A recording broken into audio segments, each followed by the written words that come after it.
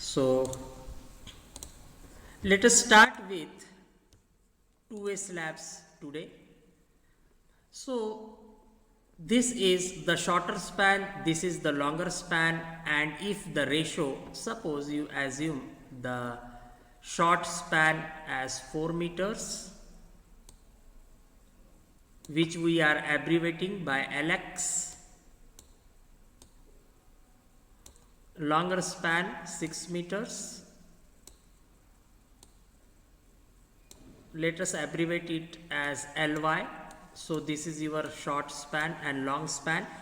Aspect ratio, if you will take the ratio 6/4, it will be less than or equal, it is less than 2, and if it is less than or equal to 2, the aspect ratio we have to design for two-way slabs. Now the difference between one-way and two-way slab is we provide reinforcement in two-way slabs in both the directions. Along shorter span also we provide reinforcement, and in longer side also we provide reinforcement. We provide reinforcement means in both the directions, in both the spans we are providing main reinforcement. In one-way slab, we provide along shorter span main reinforcement, and along longer span distribution reinforcement or minimum reinforcement you can call it as. But in two-way slabs, we are providing main reinforcement in both the directions. So if you will refer to the IS code of practice, page number 34, page number 38. IS 456, if you will refer, now you have IS code with you, you please open your IS 456. IS 456. If you don't have, I am showing you here, this is IS 456 2000, page number 38 and figure number 4. In one-way slab also we have referred same page number 38 and figure number 4. So same we are referring here. Please see the IS code, page number 38, 33, this is 34, 35, 36, 38 page number. So see this page number 38, I have already explained you everything about this figure number 4 in one-way slab. FS, this is FS. FS is steel stress of service loads in Newton per mm square, and these are the curves for FS 120, 145, 190, 240, 290 like this, and the equation is 0.58 Fy into area of cross section of steel required upon area of cross section of steel provided. So initially you assume that the required steel is equal to the steel provided, so this ratio will be equal to 1. So Fs will be equal to 0.58 times Fy. So Fs will be equal to 0.58 times Fy. 58 times Fy.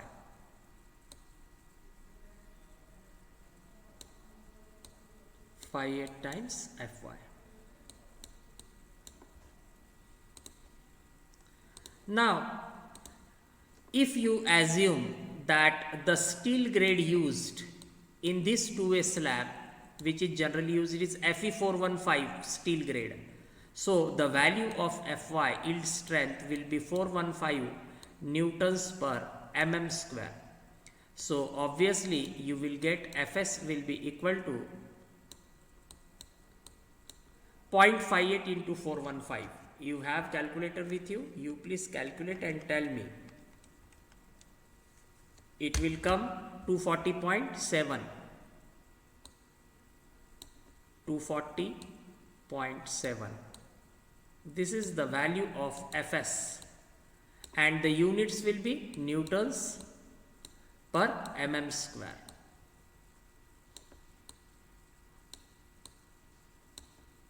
Now, if you will refer to these curves, 240 means you have to refer this curve, 240, right? 0.7 you ignore. So, you have to refer this curve 240. Now, see page number 37 of IS 456. Page number 37, clause 23.2.1. Basic values are given here. Basic values of span to effective depth ratios up to 10 meter span. Cantilever slab is there 7. Simply supported it is 20. Continuous it is 26. So, it's up to you. Generally, you for academic purpose, you assume simply supported slab. So, the basic values of span to effective depth ratios, you have to take 20. Now, L by D equals to L by D, this is your effective depth, is equal to basic value. I have taken 20, assuming that the slab is simply supported. Suppose this is the two-way slab and it is simply supported on 2 columns. This is the slab thickness and these are the columns or the supports on which this slab is resting. Assume that the columns are of 300 mm size. 300 by 300 mm column size is there. You assume like this.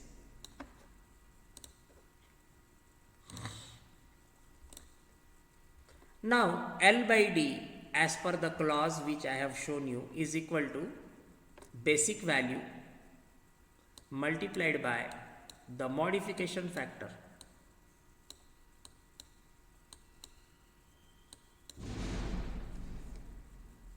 Now, span 4 meters. So, 4 meters you can write here 4000 millimeters. So, you will get effective depth is equal to 4000 divided by 20 into modification factor. To see the modification factor, you have to assume, I have told you, assume steel in the range 0.3%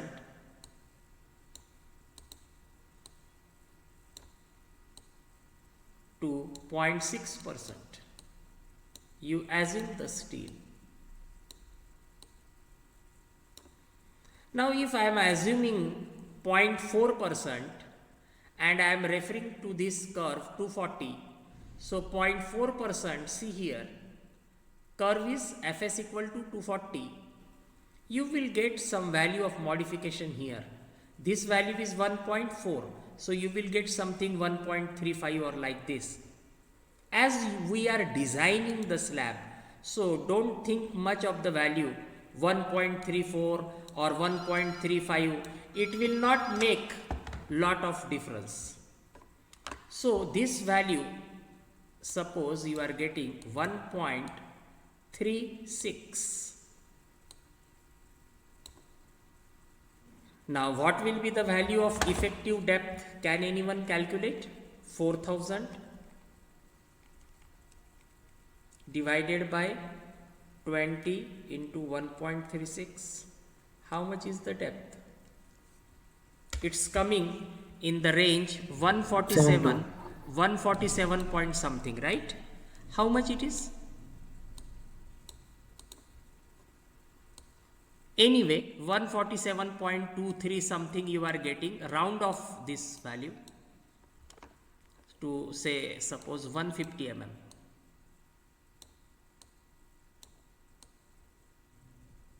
Clear? So in this way you have calculated the effective depth as 150 millimeters, and if you will add to this effective cover suppose 25 millimeters, suppose you are designing, right? Always try to have the figures in the multiple of 5 or 25. If you will add effective cover of 25 millimeters, you will get the overall depth as 175 millimeters.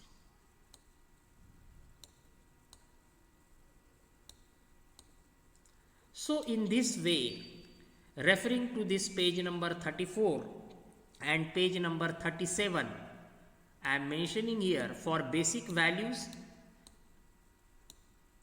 you have page number 37 and the clause I have explained you. So in this way you have determined the overall depth as suppose 175. This is the overall depth of the slab, 175 millimeters.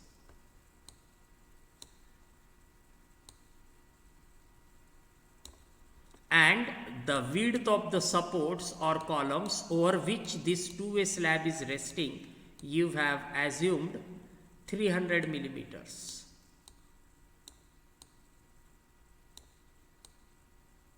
In this way, you have decided finally the depth of this two-way slab, 175 millimeters,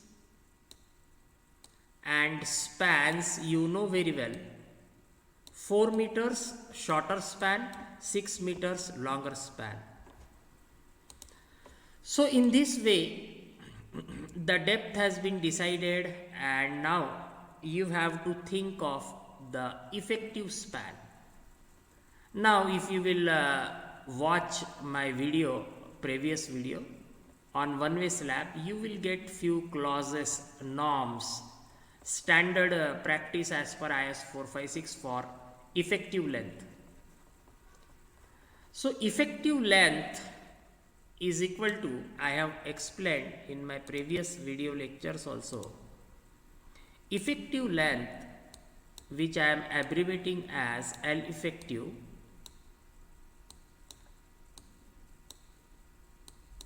this is effective length, will be equal to clear span plus depth.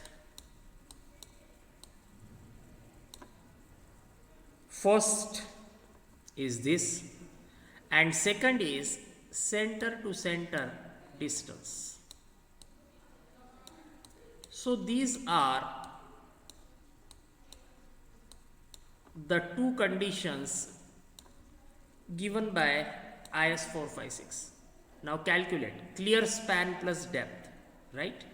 So overall depth you have calculated 175 and effective depth you have calculated 150. Steel grade you are using Fe 415 for two-way slab. Suppose concrete grade you are using M20.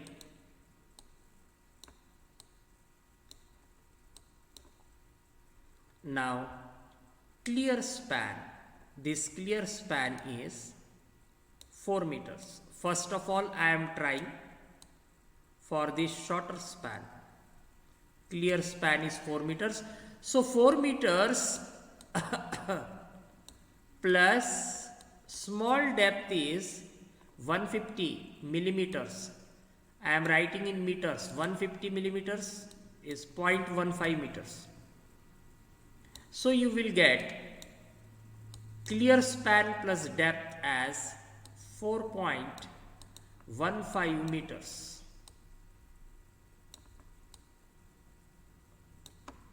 Center to center distance. Center to center distance is this distance. Center of this support center of this support. So center to center distance. This distance will be, this is 300. So this distance center half, it will be 150. So 150 millimeters and here 150 millimeters. So 150 plus 150, it is 300 millimeters. 300 millimeters means 0.3 plus 4. So you will get 4.3 meters.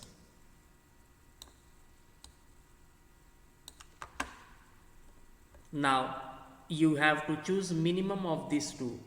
So L effective, the effective length will be equal to 4.15 millimeters. So in this way you have calculated the effective length. Then the third step, important step, is load calculations. How to calculate the loads?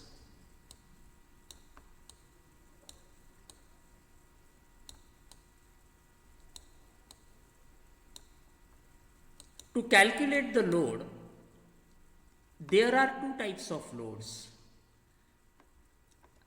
This figure is small one, it is difficult to explain you. I will draw here this slab only, okay? This slab only I am talking about. So this slab, this is your slab. Now this slab is subjected to, obviously, wherever you will construct buildings, humans will reside, na? So live loads will be there, right? And over the slab you will use here some mortar. On that mortar you will use tiles, marbles, whatever we call it as. So there will be, we call it as floor finish. There will be floor finish. Floor finish means this is the body of the slab. This body of the slab will comprise of the reinforcement and M20 grade concrete, which we are using here. Above that slab there will be some PCC, mortar, then tiles, marbles, whatever it is, we call it as floor finish. And on that there will be live loads plus dead loads. Dead loads means your furniture, bed, right? Whatever is cupboard and all these things, it comes in dead load. So for exact calculations of loads, you have to refer one more IS code, that is IS 875. Part, there are 5 parts of IS 875, but you have to refer part 1 and part 2 for live loads and dead loads. In that, the types of materials are explained and how to calculate the loads. What are the standard loads of stainless steel? What is the standard load for live load in case of commercial buildings? What is the standard live load for residential building? Everything is given. Here, for this example, we will assume. So we have to calculate, suppose assume that your live load is, I am writing here, your live load is, suppose 2.5 intensity, I am talking about 2.5, assume kilonewton per meter square. So this is your live load. Now you assume that floor finish, I am abbreviating here as FF, your floor finish is 0.5 kilonewtons per meter square.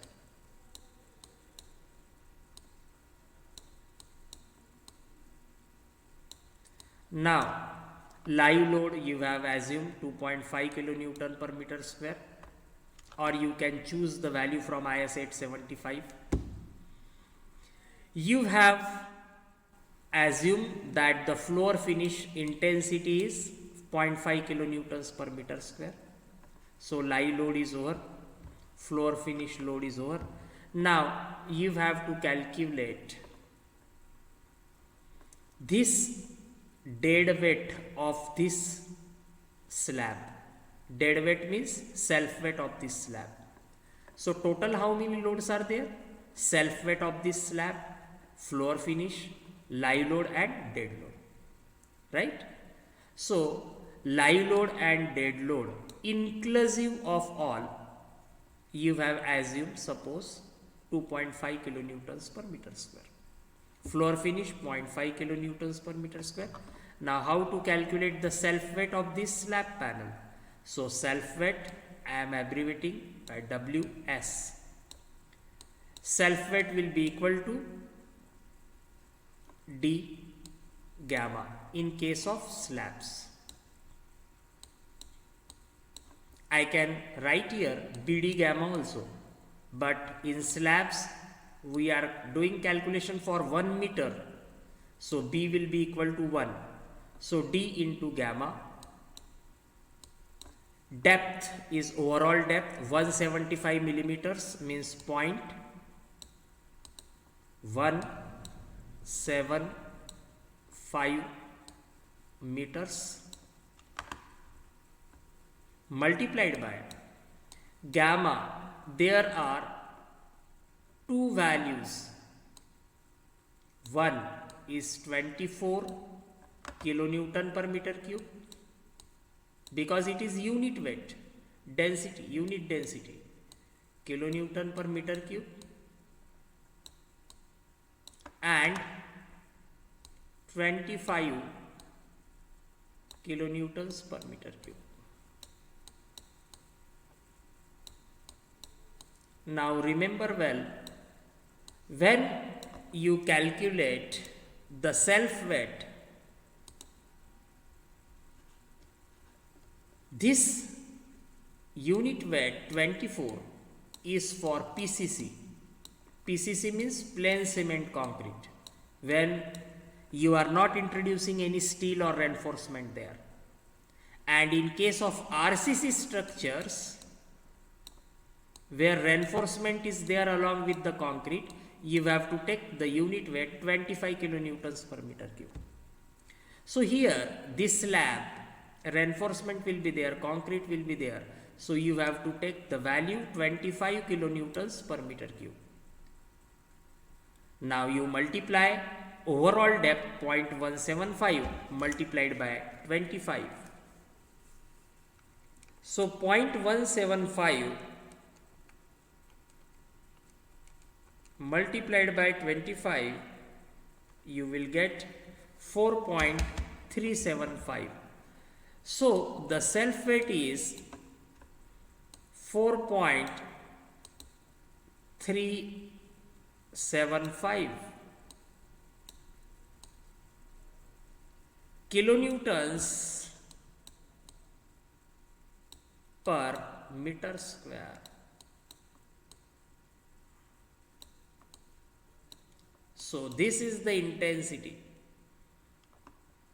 of, because of this slab, this is the self weight.